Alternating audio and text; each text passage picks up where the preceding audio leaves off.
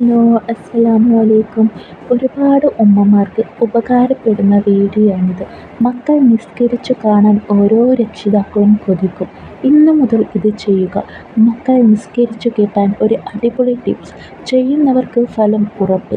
നബി സല്ലല്ലാഹു അലൈഹി വസല്ലമ തന്നെ പറയുന്നുണ്ട്, 7 വയസ്സായാൽ അവരോട് നിസ്കരിക്കാൻ കൽപ്പിക്കണം. 10 വയസ്സായാൽ നിസ്കരിച്ചിട്ടില്ലെങ്കിൽ നിങ്ങൾ അവരെ അടിക്കുകയും ചെയ്യുക. മക്കൾ നിസ്കാരം നിലനിർത്താൻ വളരെ എഫക്റ്റീവായ ഒരു കാര്യം പറയാം.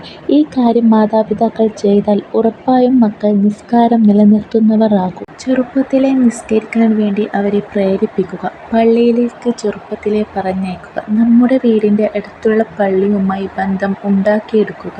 രക്ഷിതാക്കൾ മക്കളെ പള്ളിയിലേക്ക് പറഞ്ഞയക്കാതിരിക്കരുത്. മഗ്‌രിബിനെങ്കിലും മക്കളെ പള്ളിയിൽ വിടുക. ഈ കാര്യം ചെറുപ്പത്തിലേ കർശനമാക്കി കൊണ്ടുവരിക. നാമും നമ്മുടെ മക്കളും നിസ്കാരം നിലനിർത്താൻ നാം എപ്പോഴും ചൊല്ലേണ്ട ദുആ പറയാം. മഹാനായ ഇബ്രാഹിം നബിയുടെ പ്രാർത്ഥനയാണിത്. റബ്ബി ഇജ്അൽനി മുഖീമൻ സലാത്തി വമിൻ ദുർരിയ്യതി റബ്ബനാ വതഖബ്ബൽ ദുആ.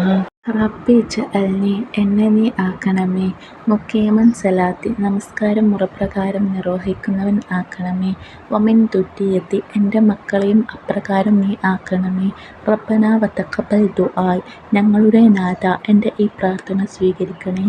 ഇതാണ് അർത്ഥം വരുന്നത്.